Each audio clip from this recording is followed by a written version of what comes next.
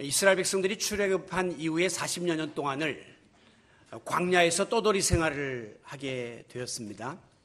그러므로 어느 한 곳에서 정착하여 씨를 뿌리고 또 농사를 짓고 곡식을 수확하는 일을 40년 동안 할 수가 없었어요. 왜냐하면 또 여기저기로 떠돌아다녀야 할 입장이었기 때문입니다.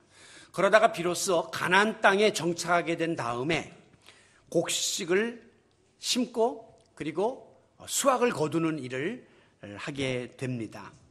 그때 이스라엘 백성들이 너무 마음에 감사와 감격이 넘쳤습니다. 생각해 보십시오. 40년 동안 제대로 된 수확을 한 번도 못하던 사람들이 이제 자기 손으로 씨를 심고 땀을 흘려서 그 수확의 단을 거두게 될 때 그 기쁨과 감사가 얼마나 컸겠습니까?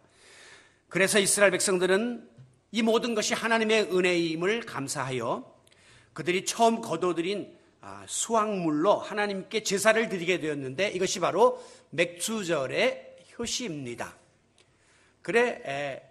처음 그들이 거두었던 곡물이 보리였기 때문에 여기도 지금 보리가 이렇게 강단 장식이 되어 있죠.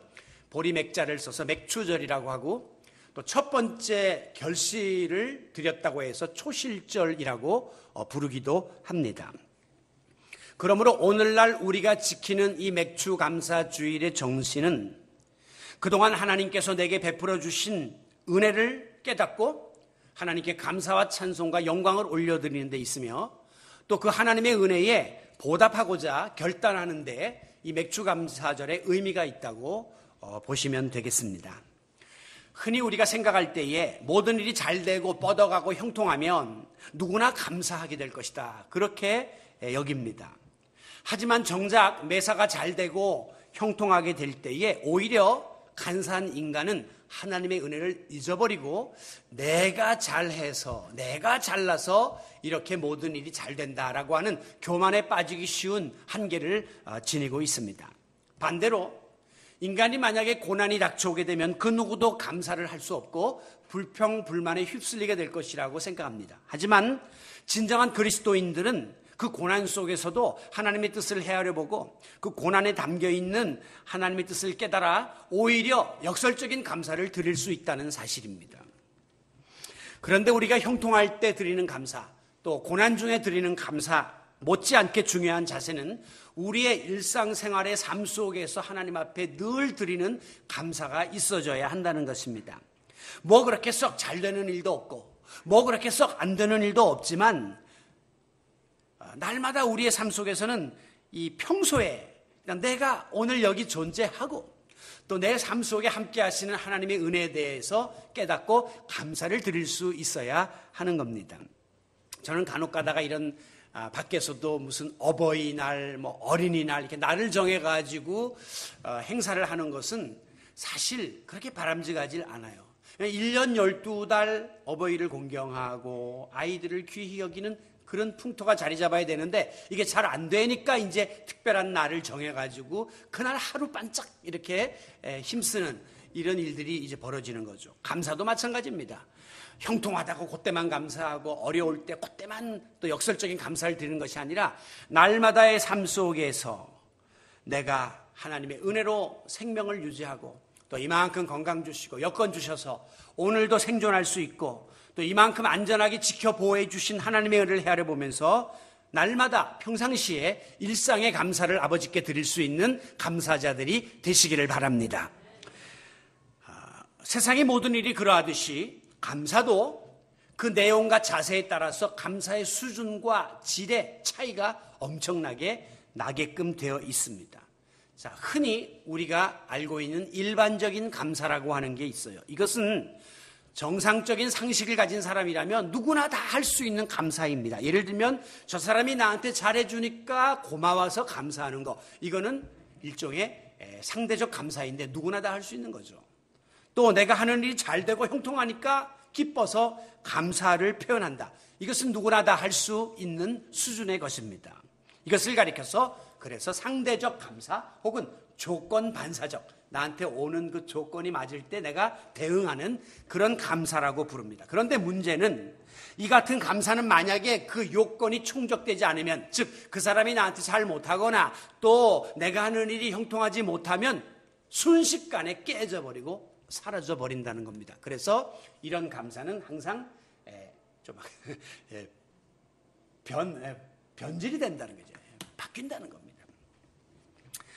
그런데 이제 우리 그리스도인들이 드리는 감사가 있습니다. 근데 이 감사는 그 아까 말씀드린 1차원적인 일반적인 감사를 뛰어넘는 초월적, 무조건적, 그리고 역설적, 그리고 고차원적인 감사입니다. 이것을 가리켜서 소위 전천후 감사라고 해요. 전천후라는 것은 날씨의 구애를 받지 않는 것을 말하는 거예요. 어떤 전투기를 개발했는데 이 전투기는 비가 오나 바람이 부나 눈이 오나 번개가 쳐도 임무를 수행할 수 있는 그런 전투기면 그것을 전천후 전폭기다 이렇게 부르는 거예요. 대부분의 비행기들은 번개가 치면 잘 뜨지를 못하거나 비가 오면 그냥 연기가 되는데 이 전폭기는 날씨를 가리지 않고 뜰 수 있다. 전천후라는 표현을 쓰죠. 전천후 감사라는 것도 마찬가지입니다. 그 어떤 상황과 그 어떤 조건에도 구애받지 아니하고 항상 감사할 수 있는 마음의 자세. 이것을 사도 바울은 범사에 감사하라 하는 말씀으로 권면하고 있습니다. 우리가 인생을 살다 보면 비록 우리가 예수 믿고 신앙생활을 함에도 불구하고 여전히 어려운 시련과 역경과 실패가 다가옵니다. 이제 여기에서 많은 사람들이 낙심하고 넘어져요. 예수 믿으면 모든 것이 잘 되고 형통하고 병도 안 걸리고 사업도 잘 되고 자식도 잘 될 줄 알았는데 예수 믿고 신앙생활 함에도 불구하고 이상하게 아프기도 하고 사업에 실패도 오고 아이들도 잘 안 되는 일들이 벌어질 때에 그러면 나의 신앙은 도대체 무엇이냐 하는 회의감 속에서 주저앉게 되는 것이죠. 그런데 여러분 문제는 그와 같은 어려움에 그리스도인들이 노출되는 데 있는 것이 아닙니다. 예수 믿는 사람도 똑같이 아프기도 하고 사업에 실패도 있어요. 그런데 그 같은 환경과 여건 속에서도 믿는 사람은 위축되지 아니하고 오히려 믿음을 지키고 감사를 할 수 있다는데 그리스도인의 정체성이 있는 것입니다. 그러므로 믿음과 감사는 뗄래야 뗄 수 없는 상관관계를 지니고 있어요. 믿음이 있는 자만이 그런 상황에서도 감사를 드릴 수 있기 때문이에요. 믿음의 분량에 따라서 감사의 크기도 커지기 때문에 믿음과 감사는 정비례한다. 이렇게 말씀드릴 수가 있는 것입니다. 만약에 내 앞에 휘몰아치는 고난의 바람 앞에서 하나님을 원망하고 자포자기하며 맥없이 주저앉고 만다면 이것은 진정한 믿음을 지닌 그리스도인이라고 말할 수가 없습니다.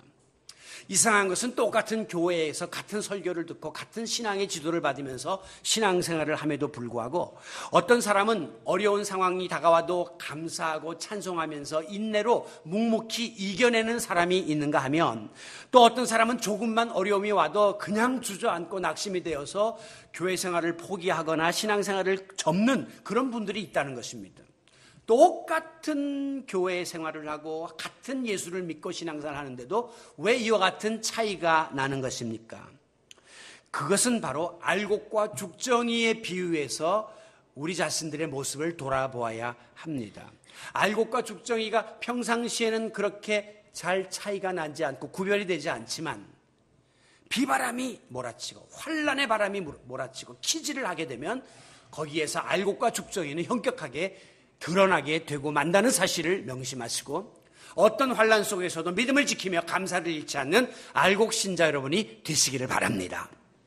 성경에 보면 하나님께서 사용하신 인물들이 많이 나오는데 그들의 공통점 중에 하나는 그들은 전천후 감사의 자세를 지니고 있었다는 사실입니다.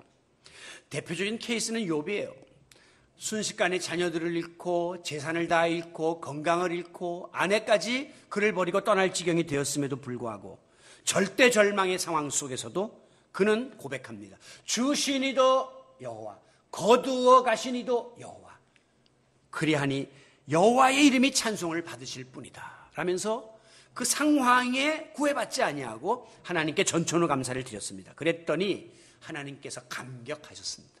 욥의 그와 같은 전천후 감사의 자세에 감동하셔서 그 욥기 막장에 보면 말년의 축복이 이전보다 다 배로 주어지는 놀라운 은혜가 임하게 되었던 것이죠. 하박국 선지자, 비록 무화과 나무가 무성하지 못하고 포도나무에 열매가 없으며 감람나무에 소출이 없으며 밭에 먹을 것이 없으며 우리의 양떼가 없으며 외양간에 송아지가 없을지라도 다 없어요.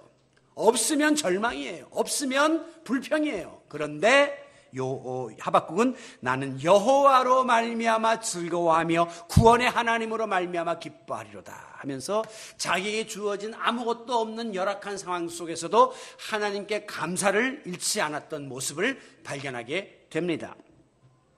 뭐니 해도 구약에 나오는 최고의 감사의 인물을 꼽으라면 그는 바로 다윗입니다.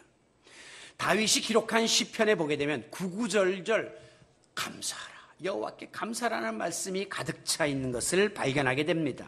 이는 다윗은 그가 처했던 어떤 상황 속에서도 낙심하지 않고 하나님께 감사하는 전천후 감사의 자세를 지녔음을 보여주는 것입니다. 흔히 우리는 다윗 왕 그러면 그가 고통스러운 삶의 여정을 살았던 것보다는 그가 누렸던 풍요와 그리고 평안함과 명성을 먼저 떠올리게 됩니다. 그래서 사람들은 다윗의 노래 속에 감사의 노래가 많은 거야. 왜? 다윗은 항상 평안했고 형통했고 잘 됐기 때문이야 라고 생각합니다. 여러분들이 신영준 목사 이렇게 떠오르면 저 사람은 모든 것이 잘 되고 편안하고 안정되고 그냥 부러울 것이 없는 사람처럼 여겨질 수 있을 겁니다. 그런데 그렇지를 않죠. 다윗도 마찬가지입니다. 다윗은 사실상 그만큼 고난과 역경을 많이 경험했던 파란만장한 인생의 주인공이 없었습니다. 특별히 다윗은 자기를 죽이려고 했던 사울 왕을 피해서 광야에서 헤매이는 삶을 살았습니다. 하룻밤 사이에 생명이 오고 가는 그런 위기를 많이 경험했다고 하는 것입니다. 그럼에도 불구하고 다윗의 위대한 감사시는 다 그 광야 생활에서 나왔어요. 놀랍지 않습니까? 광야의 비참한 생활 속에서는 감사 대신에 원망과 두려움과 낙심이 가득 찬 푸념이 터져나와야 될 텐데 다윗은 그 가운데 주옥 같은 감사의 찬송과 감사의 시로 하나님께 기도하고 있었다는 것입니다. 우리를 대적에게서 건져주신 이에게 감사하라. 그 인자하심이 영원함이로다. 주여 내가 만민 중에서 주께 감사하오며 열방 중에서 주를 찬송하리이다. 이와 같은 다윗의 자세가 다윗으로 하여금 하나님의 마음에 합한 자다라고 하는 칭찬을 받게 만든 겁니다. 여러분, 하나님께서 다윗을 얼마나 귀히 여겼으면 그는 나의 마음에 합한 자다라고 칭찬했겠습니까? 왜? 다윗이 어떤 상황 속에서도 하나님께 감사하며 찬양하는 이 전천후 감사의 자세를 귀히 여기셨던 것이죠. 구약에 다윗이 있다면 신약에 등장하는 최고의 감사 인물은 바로 사도 바울입니다. 바울은 요즘 말로 말하면 감사의 달인이에요.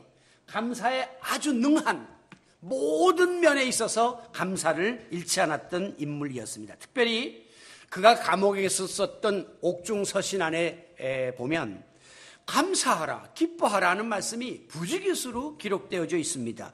이게 정말 감옥에서 부좌의한 상태 속에서 내일 어쩌면 죽음을 당할지도 모르는 죄수가 쓴 글인가 할 정도로 그 내용이 밝고 희망차다는 거예요. 대부분 옥중에서 쓴 글들은 우울하고 비관적이고 절망적인 것이 상식 아닙니까? 그런데 다윗은 그 옥중에서 내일 죽을 수도 있는 생사가 불투명한 가운데서도 밝고 희망찬 감사와 기쁨을 권면하고 있다는 것입니다. 바울은 진정한 전천후 감사의 인물이었음을 보게 되는 장면입니다. 오늘 본문에 사도 바울이 로마의 감옥에서 빌립보 교회 교인들을 향하여 쓴 편지가 기록되어져 있습니다. 당시에 바울은 감옥살이를 하고 있었는데 자기가 목회했던 빌립보 교회 교인들이 에바브로디도를 통해서 영치금을 보내오게 됩니다. 그러자 바울은 성도들의 사랑에 감격한 나머지 감사의 편지를 적어 보낸 것이 오늘 본문의 내용입니다. 10절, 내가 주 안에서 크게 기뻐한다는 것은 감사함은 너희가 나를 생각하던 것이 이제 다시 싹이 났기 때문이다 라고 밝히면서 글을 이어갑니다. 이 말은 한동안 빌립보 교회 교인들이 사도 바울을 까마득하게 잊어버리고 있었다고 하는 것을 암시하고 있습니다. 왜?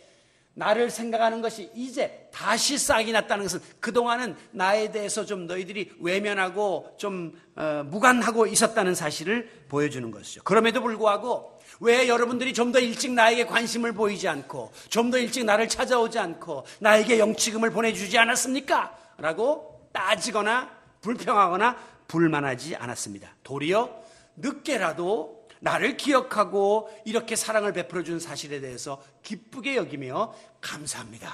이렇게 표현하고 있는 것이죠. 이것은 사도 바울이 상대적인 감사, 조건 반사적인 감사를 지니고 있지 않았음을 보여줍니다. 성도들이 목회자인 자기를 잊어버리고 있었다니까요. 목회자가 감옥에 들어가 있는데도 한동안 무관심했다니까요.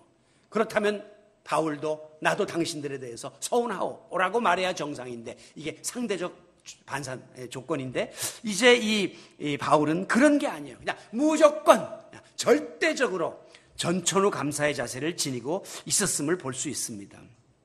물론 인간적으로는 어떻게 이렇게 무심할 수가 있나, 이렇게 나를 잊어버리고 나를 생각하는 일을 저버릴 수가 있나라고 서운하고 괘씸할 수 있었겠죠. 그러나 그와 같은 부정적인 감정을 극복할 수 있었던 비결은 바로 내가 주 안에서라는 거예요. 내가 주 안에서 당신들을 바라보고 이해하니까 다 받아들여지고 다 감사로 여겨집니다 라고 말씀하고 있습니다. 그렇습니다. 우리 성도들의 감사는 상대방이 내게 어떻게 했느냐에 따라서 내가 반응하는 그런 거 아닙니다. 상대의 그 모든 자세와 상관없이 예수님 안에서 주님 때문에 그분의 사랑으로 인하여 감사할 수 있는 전천후 감사가 될 수 있기를 바랍니다.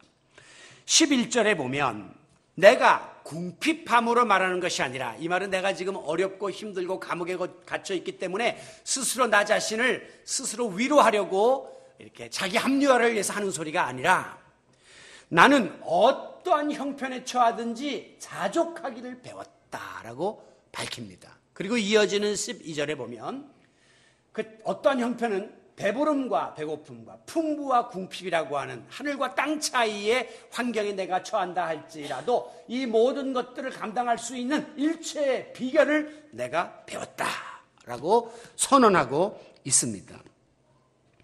이것은 사도 바울이 어떤 상황에도 내가 적응할 수 있고 만족할 수 있고 감사할 수 있음을 보여주는 거죠.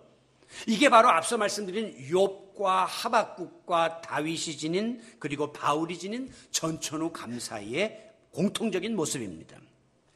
사도 바울이 이와 같이 어떤 상황 속에서도 감사할 수 있었던 가장 큰 이유는 무엇입니까? 그것은 내가 하나님께 받은 은혜에 대해서 그것이 얼마나 크고 소중한가를 항상 잊지 않고 살았기 때문입니다. 즉 감사할 수 있는 가장 큰 비결은 은혜를 잊지 않고 사는 삶이라고 하는 것입니다.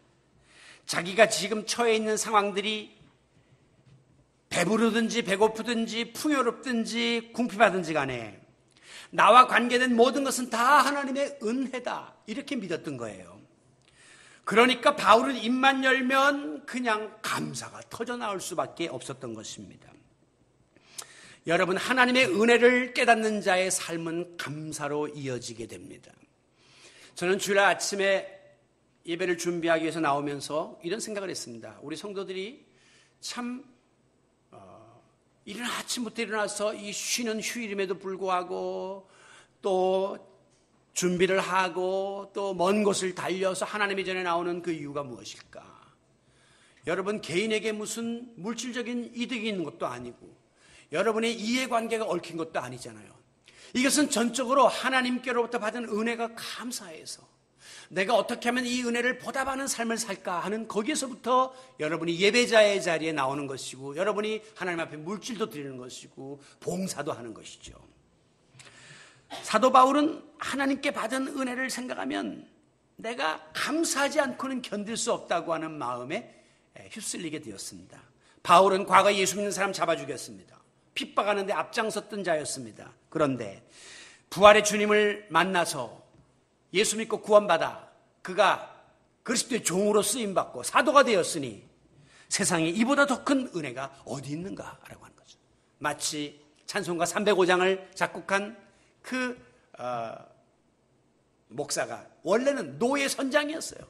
노예들 잡아다가 파는 인신매매범이 예수 믿고 구원받아 하나님의 종이 되었으니 나 같은 죄인 살리신 그 은혜 놀라와 Amazing Grace라고 하는 위대한 찬양을 스스로 작사 작곡해서 지은 거예요.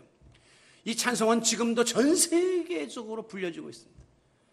그리고 일반 가수들도 때로는 텔레비전에 나와서 Amazing Grace, 나 같은 죄인 살리신 이 찬송을 부르면서 감격해하는 모습을 보게 됩니다. 하나님의 은혜를 생각하면 지금 내가 당하고 있는 이 정도의 환경 따위는 그 감사의 장애물이 되지 않는다. 그런 믿음이 바울에게 있었던 것입니다. 여러분, 우리가 받은 사랑이 너무 크고 받은 은혜가 너무 크면 그 외의 부차적인 것들은 별로 우리들에게 영향력을 끼치지 못한다는 그것과 같은 논리인 것이죠. 초기 기독교의 교부 중에 크리소스톰이라는 사람이 있었습니다. 그는 복음을 전하다가 로마의 정부에서 탄압을 받고 체포되어 감옥에 갇히게 되었습니다. 그는 감옥에서 이런 기도를 드렸습니다. 하나님, 이 감옥 안에도 복음을 들어야 될 사람이 있기 때문에 나를 이곳으로 인도하셨군요. 감사합니다. 그는 재판에서 사형 선고를 받게 되었습니다. 그 직후에 그는 기도했습니다. 하나님, 나같이 천한 죄인이 순교자의 반열에 동참케 되는 영광을 누리게 되었사오니 감사합니다. 그런데 그만 중간에 황제의 마음이 변심되어서 사형에서 면제되게 되었습니다. 그는 또 기도합니다. 하나님, 아직도 내가 이 세상에서 할 일이 있기 때문에 살려주시니 감사합니다. 감옥에 갇혀도 복음 전할 사람이 있으니 감사. 사형 선고를 받아도 순교자가 되니 감사.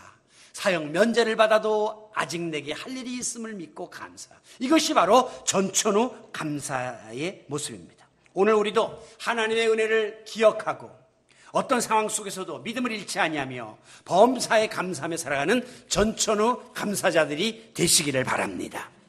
앞서 말씀드린 다윗의 시편 103편 2절에 보면 여호와를 송축하며 모든 은택을 잊지 말지어다 라고 하는 말씀이 나옵니다. 여기 은택이라는 것은 은혜를 말하는 거예요. 모든 은혜. 은혜를 잊지 않는 자들은 하나님께 송축하고 찬양하는 것을 찬양한 것, 감사를 상징하는 것입니다. 다윗도 항상 나는 하나님의 은혜에 빚진 자다, 그런 생각을 가졌어요. 그래서 다윗의 고백에 보면 내가 여호와께서 내게 베풀어 주신 은혜를 무엇으로 보답할꼬, 어떻게 내가 이 은혜를 갚으며 살까라고 하는 마음에 항상 사로잡혀 살았던 것입니다. 그래서 그는 하나님께 감사와 찬송과 영광을 돌리는 삶을 살 수 있었던 것이죠. 아, 하나님의 은혜로 있을 데 없는 자 왜 구속하여 주는지 난 알 수 없도다 라는 찬송가 가사처럼 죄로 인하여 죽을 수밖에 없었던 우리를, 나를 예수 그리스도께서 십자가에 달려 죽으심으로 구속하여 주신 그 은혜, 그리하여 하나님의 자녀가 된 이 은혜, 이것을 생각하면 세상의 그 어떤 어려움도 이길 수 있고 세상의 그 어떤 악조건 속에서도 능히 감사하며 찬송하며 살 수 있을 줄로 믿습니다. 그렇습니다. 하나님의 은혜를 경험한 자, 그리고 지금도 그 은혜를 받으며 사는 사람은 매사에 만족하고 감사할 수가 있습니다. 그래서 사도 바울은 내가 어떤 형편에 처하더라도 나는 자족하는 법을 배웠고 나는 감사할 수 있다, 이렇게 선포하고 있는 것이에요. 자족이라는 뜻은 뭐냐 하면 내가 비록 객관적으로는 조건들이 갖춰지지 않았지만 내 스스로 만족할 수 있는 상황을 뜻하는 겁니다. 세상적으로 객관적으로는 돈이 있고 건강하고 또 관계가 좋고 형통할 때에 감사할 수 있잖아요. 그런데 지금 바울은 그런 것들이 갖춰지지 않은 상태에서도 내 스스로 만족할 수 있는 힘을 내가 소유하게 되었다고 말하고 있습니다. 이거는 아무나 할 수 있는 일이 아닙니다. 그렇기 때문에 12절에 보면 내가 일체의 비결을 배웠다 그랬어요. 터득했다는 거예요. 어떤 상황 속에서도 자족할 수 있는 모든 비결을 내가 터득했다라고 고백하고 있습니다. 이것은 바로 하나님의 은혜를 크게 받은 자만이 도달할 수 있는 신앙의 높은 경지에 이르렀음을 보여주고 있는 것입니다. 여러분, 오늘 우리가 어떤 환경에서도 자족하는, 기쁘고 감사하고 만족해할 수 있는 믿음의 자리에까지 도달할 수 있게 되기를 바랍니다. 저는 이 사도 바울의 이 자족하는 감사가 많이 실감나는 그런 고백을 여러분께 드릴 수가 있습니다. 무슨 큰 건물이 있는 교회가 아니라도, 수많은 사람이 모이는 교회가 아니라도 하나님 앞에서 내게 주신 이 귀한 성도들로 인하여 늘 감사하고 내게 주신 이 사역 때문에 늘 저는 감격스러워합니다. 하나님께서 세상에 헛된 것들을 추구하지 말고 너에게 주어진 삶의 현실에서, 목회 현장에서 주어진 모든 것에 대하여 만족하라 라고 늘 말씀해 주십니다. 여러분, 오늘도 이 아름다운 공동체 속에서 하나님께서 맺어주신 귀한 성도들과의 만남을 기뻐하십시오. 교역자와의 관계를 기뻐하십시오. 세상에 많은 사람들이 있지만 나를 여기 불러주셔서 여기서 내가 믿음의 그 풀을 먹고 또 물을 마시면서 살 수 있도록 인도해 주신 하나님의 은혜 늘 자족하는 여러분들이 되시기를 바랍니다. 매일 저 옆에 저 큰 교회, 저 교회는 얼마나 좋을까, 저 성도들은 얼마나 좋을까라고 부러워하지 말고 내게 주신 분복에 대해서 늘 감사하고 만족하며 행복한 신앙생활하고 여러분의 삶을 살아가시기를 바랍니다. 하나님의 은혜를 많이 입었던 다윗은 그래서 시편 23편에서 여호와는 나의 목자시니 내게 부족함이 없으리로다 라고 선포하고 있습니다. 사도 바울의 내가 자족하는 법을 배웠다는 말씀과 같은 거예요. 은혜를 깨닫지 못한 자들은 이것도 부족하다, 저것도 모자라다, 이것도 없다, 매사에 불평불만이에요.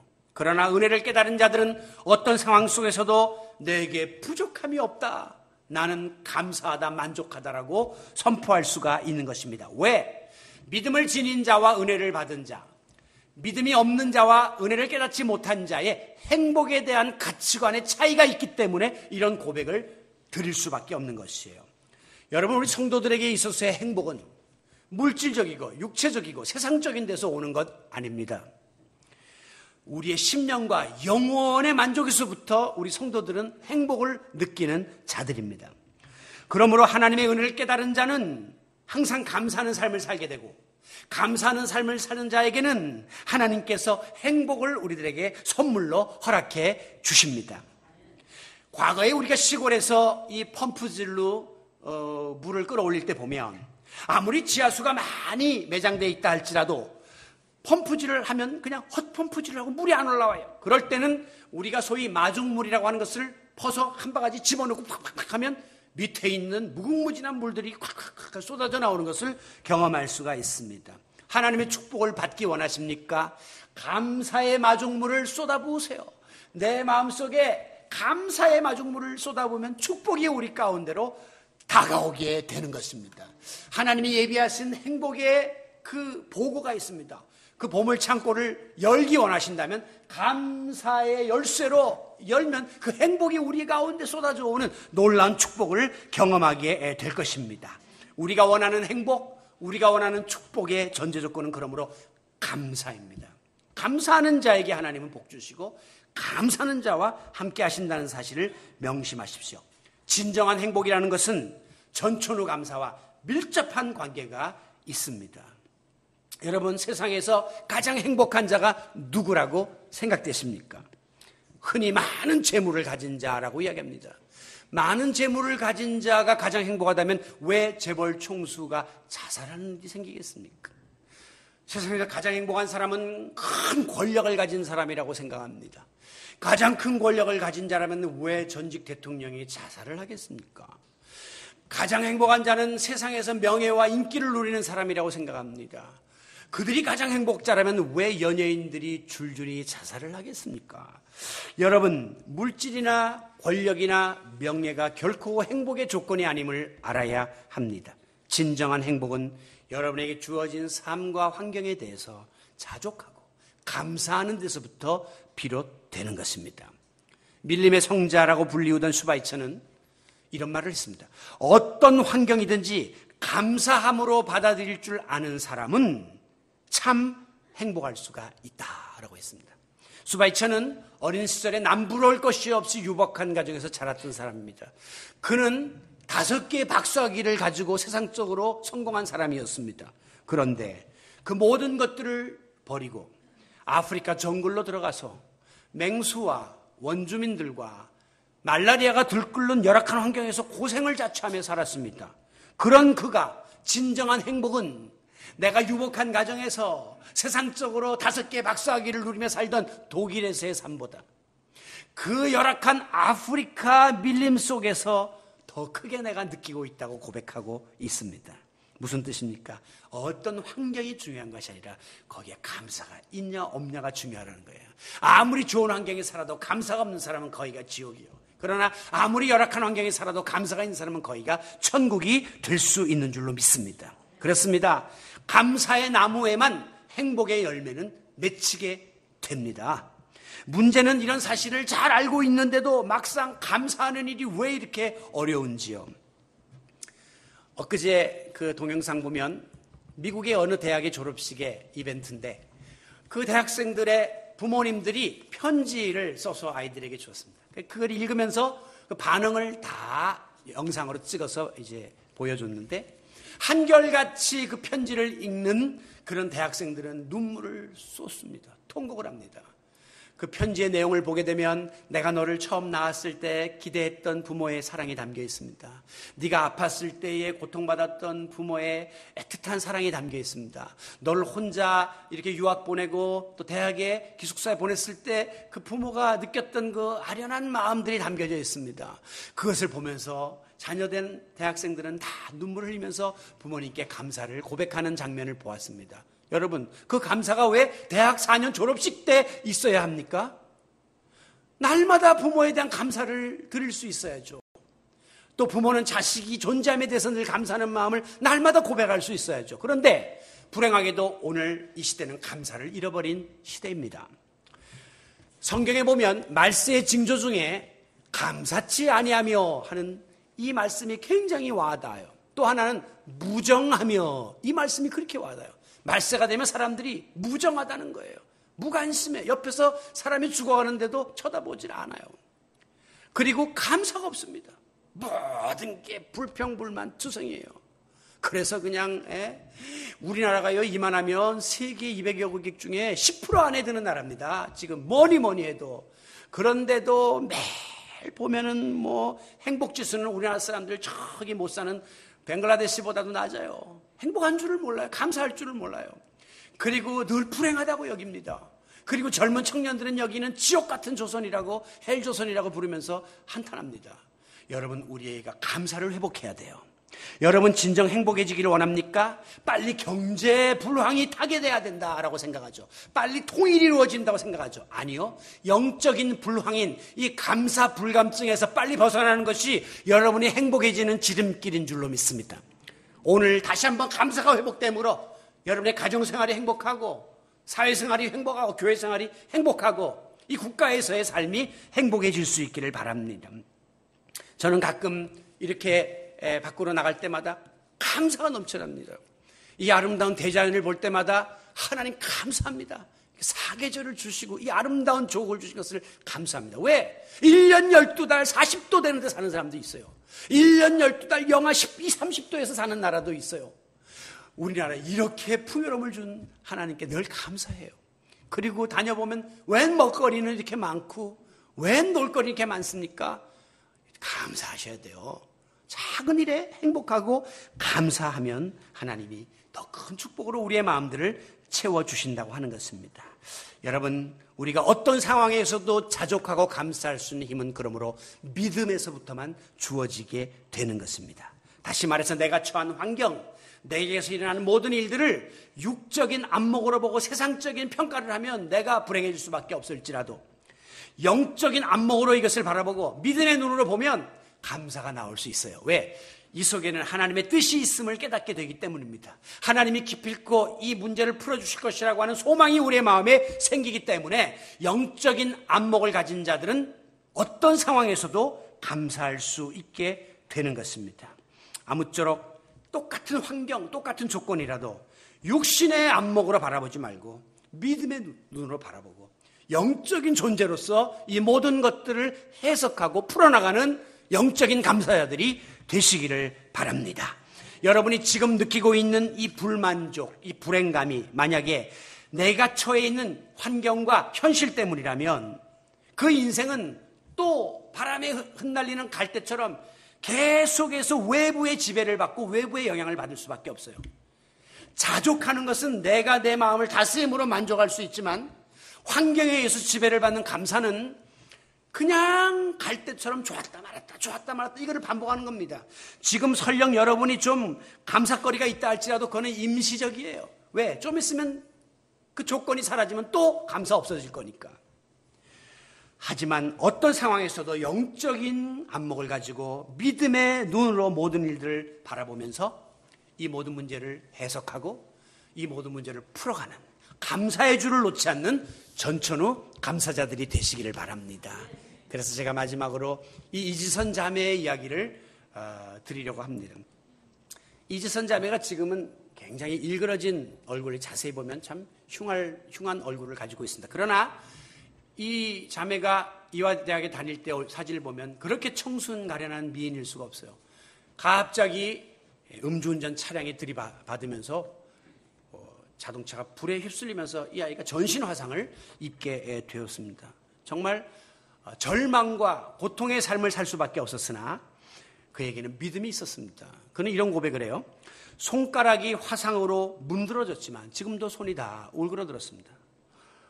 그러나 손가락 마디가 남아있어 글을 쓸 수 있게 되었고 좋아하는 사진도 찍을 수 있게 되었으니 감사합니다.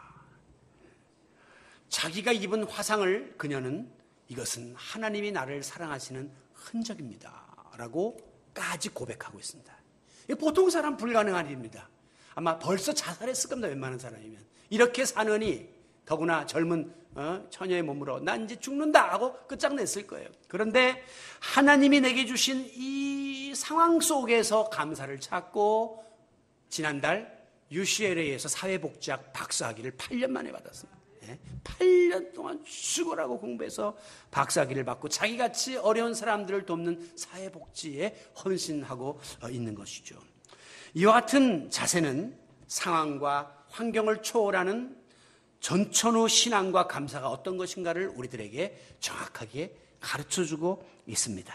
사랑하는 성도 여러분, 우리가 신앙인으로서 참 신앙인다울 수 있는 힘이 어디서 나온다고 생각하십니까? 물론 성령 충만하고 기도 많이 하고 여러 가지 있을 수 있겠지만 그 중에 중요한 요소 중에 하나는 하나님의 은혜를 바로 깨닫고 감사하는 마음에서부터 우리가 참 신앙인이 될 수 있는 힘이 주어지게 되는 것입니다. 그러므로 감사야말로 성숙한 그리스도인이 맺어야 될 가장 아름다운 열매요. 성숙한 그리스도인이 도달해야 할 가장 궁극적인 목표다 하는 사실을 깨닫고 범사에 어떤 상황에서도 감사할 수 있는 전천후 감사자들이 다 되시기를 오늘 맥주감사절을 맞아 예수 그리스도의 이름으로 축원합니다.